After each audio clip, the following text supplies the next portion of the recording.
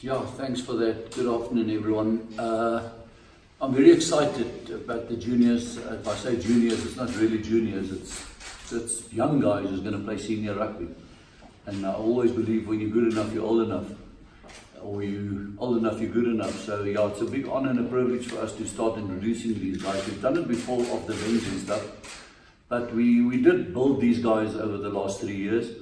And it's now time to start testing them. Sometimes in a combination, sometimes one by one, but it's very exciting. So obviously, how much of this was planned, pre-planned, and how much of this, I suppose, is a knee-jerk from the performance? Yeah, Brendan, good question. You always, when you get a chance, we've got it on my whiteboard in the office. We've got it there. It plays what we want to blood and at what stage. So it's easy to say it's rotational, but sometimes certain players lose their form, and it's a good chance to pick other players. But it's a tough kind of job when you've got 45 guys in the group and there's work for 15 on a given day, and then for 8 guys coming off the bench. So, but they know there's no one not happy in our camp, and the guys who's not playing, they'll work harder. That's how it works. So it's a lot of changes in one go. Was it a tough week after 2 defeats that you haven't suffered often in the past to that? Was there a lot of hard talking amongst you guys as coaches, the players and that sort of thing? Yeah, definitely no panic stage in this. It was, as I said earlier, it was after the 80th minute that we lost in Newlands. The other years we drew 19 all there, and then last year I think we beat them 23-20. So still 2 tries apiece. You mustn't read too much into that. What did happen the week afterward was a very excellent performance of how to suffocate the team by the Bulls, and they've got a very good spine. They've got an experienced spine, very experienced, with 2 spring scrum offs. So yeah, that's it. We carry on. You can't dwell too much in the past in our game. It's almost like Saturday night you can't sleep. Sunday night after church you start feeling better. Sunday morning you've got to be positive, and all got to face one another. And then get positive. Otherwise, a mistake I've learned in my earlier days as a coach, to dwell too long on the past is a killer. Swys, in the past sort of 4 seasons, 3 seasons, you guys, at this stage of the tournament, you guys would have double the points that you have now. Is that a bit of a concern that you guys are not really starting as well as you did in the past seasons? Yeah, I would have loved to have more points. We had last year 9 points at this stage, and the year before 9, I think, as well. Now we're sitting on 5. But if you're a golfer, I love always my golf terms. If I double start with a par and par double drop, let's look at birdies again. That's the way to stay process driven. To stay process driven and to keep working and not to worry too much about that. It is a long competition. And I just want to say it again. I said it yesterday in that thing I did with Annemie and Bobo, and it was. I just wanted to say it again and get it off my heart. I believe in seasons. It's time for new guys. It's time for this. I'm not talking about building. Building is like a cliche everyone hates, and don't want to use that. But I'm so excited about these youngsters. It is amazing. Our youth systems. That's what we do. So that's why I'm excited. And if you don't get the results straight away, I would love it. You don't know when it's going to come, but one thing I tell you what, I'll stand and fall by that. These guys are going to come through, and when they come through, it's going to be fantastic, because they are good. There's a lot of good youngsters, and they've been groomed well. We do there's a way of play at the lines, and even when Melly was under 21, he was introduced straight away, him and Dylan Smith and some of the guys. And that's where we sort of started with it. Like on a Tuesday, we'll have them down training against us. Often when I do a topic on rugby or whatever, they'll come and join us. They'll go up and down. And then we've got great young coaches, Shawnee Erasmus, Mzwaki and Wessel. They're brilliant there, and they coach according to what we want on top. So when there's a transition, it's easy. So no panic stages at this stage as far as I'm concerned. Coach, if you dwell on that young midfield, you've obviously, as you say, you have a lot of faith in them, because to put 2 youngsters in a team that's lost 2 on the trot, you've obviously seen something there that excites you and that you believe in. What is that? Yeah, it's not only 2 youngsters, it's about 7 of them. So that's how much I believe in them in the way forward. If you look at Nathan Macbeth, where he comes from and how he played for our junior teams, as a youngster, 20, 21 years old. You look at Vincent, exciting young guy. He's going to come through the 2 locks. They babies, so it's a young pack, but that's the way how you do it. They are surrounded by guys like Malcolm and Quagga.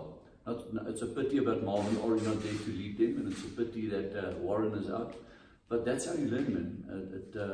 That's the only way you learn, and we'll get there. Maybe sooner than we hope or think. And it's a big, big challenge. We're playing a full-on international side that we did catch a bit of sleep overseas, and they're going to come. They showed it against the other teams. Sorry, Swys, saying that, as you say, you're playing a full international team now. The previous 2 losses, or the previous 2 games before this, were away. The one home loss is obviously, in the way the conference system works, hurts you a bit more. Is it not, there'll be people that maybe say that this is quite a big gamble, given that if you lose a second home game against these guys, they will put you guys back quite a bit. Yeah, yes, Brendan, you've been around in this game and you're 100% right. You know, it's a catch-22 situation. You've got to sometimes have the guts to do what you do. Because I can argue the other argument as well, you know. When is ready? When is the perfect timing? The knife cuts both ways. So in our case, when I announced this team very early on Monday morning, and it was clear to everyone that everyone was happy, and we're carrying on. That's how we operate as brothers. I suppose, Swys, you've got a bit of an X factor about you now that the Jaguars won't know what's coming. Yeah. That's also something in your favour, I suppose. I never thought of that one, yeah, but you're right. Yeah. If you yourself don't know what's coming, how the hell are they going to know? What has been the response from the youngsters, though? So as you said, you selected your team on Monday. What has been the response from, as I'm sure you look in the eyes, is there fear, is there excitement? What are you seeing? Oh, excitement, happiness, blessed, part of the system. They hear that all of them, when they move here as 19-year-olds, they want to be, they think they're ready, and this is that's the good part of this thing. And I always compare it with this tree that we have, and you know, it's new branches coming out. What fruit is that young tree branch going to deliver? But it's there, and it's part of the tree. It's the World Cup. So is this like sort of a trial and error time for you guys to say, these are the youngsters, this is who we're looking to sort of blend in with the senior guys that are going to be here past the World Cup? Yeah, it's a reality. It's definitely a reality. We are competing and comparing with different currencies and stuff, and there is plenty of movement. But we just got to focus at our job at hand and what we can control, and control our controllables, and try and take it from there. So if we think too much of that, I leave that to Rudolf Stroley, and I leave it to Bart, and I leave it to Altman and those guys, you know. That's why we just focus the job at hand. I'm not too concerned about that. I will answer you though that with the amount of young players that we have in the system, I'm excited about the next 2-3 years at this place. Even more so next year and the year afterwards. Swys, were any of the changes forced by injury? Yeah, slightly. Apiwe couldn't go lekker up in the air. He's got a patella for the last couple of games, and so he was almost a case of give him a rest. I could have strapped him up and push him again, but it was maybe the right time. Let him get him confidence back. Yeah. Malcolm, can I just ask you a question? You still have a core leadership group around you, but all these youngsters or inexperienced players coming into the squad, how does this change your role as captain on Saturday? It doesn't really. I mean, like I said last week, all the other guys around me help me with this. I'm not the only oak on the field, and I'm not the only leader on the field.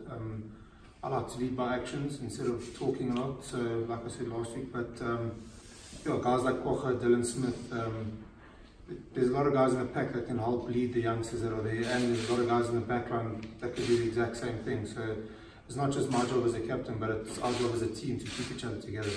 Malcolm, in saying that, do you think that these guys, the younger guys, who are sort of similar ages, do you think that they'll gravitate a whole lot more to you and sort of relate a little bit more to you as a leader than they probably would as, no offense to Warren, a little bit older leader? Well, first of all, Warren's probably one of the best leaders I know, to be honest. He's a great captain and a great guy off the field as well. He's all about the team. So I think anybody can relate to him, to be honest. Obviously, I've only been captain for one game, so I don't know what the future holds. I can't can't tell you right now, but you'll have to see. Warren, just going, sorry,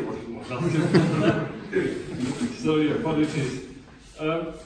What did you, a difficult situation in Argentina with conditions and that sort of thing, but I mean, did you take a lot out of that game? What did you take out of that game that you can transfer this week, or is it slightly different because of the changes that have been made this week to the side and a lot of new faces and that? I mean, does it make it more difficult? Yeah, no, I mean, the circumstances are different for every single game. I mean, going over there is tougher for us to go and play there, but I mean, it's vice versa when they have to travel as well. They've also got to do the travel effect and the jet lag and all of that. So, and like Coach said, the youngsters that are coming through are very, very exciting. I mean, if you watch them when they're at junior level, how exciting they are, how good they were. So, I mean, I think it's going to be good. I think they're all going to be great. Malcolm, just on, maybe take us into back to Monday, Tuesday. The team got together. You guys were obviously not happy with your performance as a pack. You as captain, I'm sure, weren't happy with it. How honest with you guys with each other and what was said there? Well, not a lot was said, to be honest. I mean, we all looked at the video and saw what went down. So, I mean, we all took responsibility for it, and we'll all just stand together this weekend. Obviously, last weekend was a bit tough, but I mean, last weekend is last weekend. This week we've got a new challenge. Malcolm, who's helping you with your leadership? It's a fairly new role for you. You say you lead by your actions, but at times you have to lead with your mouth, especially with the ref, you know, to make sure you're understanding him and you're letting him know that you guys are trying your best. Who's helping you or guiding you with all of that? Well, throughout the years, I just used to listen to how Wazzy used to speak to the ref, to be honest. If you check how he speaks to the ref, obviously with respect and obviously within the laws of the game. So obviously I've learned a lot from him, but like I said, Kocha's around, Dylan's around, Alton's around. So I mean, there's a lot of guys, Ross is around, Boobis is around. There's a lot of guys that I can fall back onto and obviously take their advice and go and speak to the ref about it. How are you finding it, that role? And having to... I'm not used to it, but I mean, obviously I have to do it now, so I mean, it's not like me to always speak to the ref. I mean, I usually only spoke to the ref about scrums and that's about it, but I've got to speak to the ref about all the complaints on the field, should I say. But yeah, I mean, slowly but surely I think I'll get used to it. Have you personally made a self-assessment of how it went from a leadership point of view on Saturday? Yeah, definitely. I mean, I'll be the first one to put my hand up and say that I wasn't all there. Yeah, that's it. I mean, I don't look at anybody else to blame. I look at myself first. Swys, it's a fact that sometimes players get into a comfort zone. Are you hoping for these young guys that they can bring you enthusiasm, energy, and those things? Yeah, Rudolph, for me, it's more about them, not about the guys getting complacent. I want them to put their marker down. We did say earlier in the season, I mentioned 4 names. It doesn't matter if you're Elton Yankees, Mapo, Warren Whiteley, or Malcolm Marks. The jersey belongs to a much bigger union than yourself. What are you expecting from him? What sort of player is he? Is he a little bit different from, probably Hal Foster, Gardner, what kind of player is from you? Look, he's a specialist 12. Harold is a specialist 12. He's played most of the games at 12 so far. He comes from Japan. We needed him for a backup for Harold, or Harold backup for him. He straight away put his hand up. He's an energetic kind of guy. He's up there. He wants to play. He's involved, and I thought it was a brilliant time to look at a new centre pairing for the future. Not to say that the other two, they've proven themselves. They played over 70, 80 and nothing, close to 100 super games. But for a new, exciting centre combination, in my opinion, perfect time. Best top 2 centres in the world. Great backline to be competed against. Is that the platform needs to be laid? Yes, Brendan, you know, I just got to clarify that.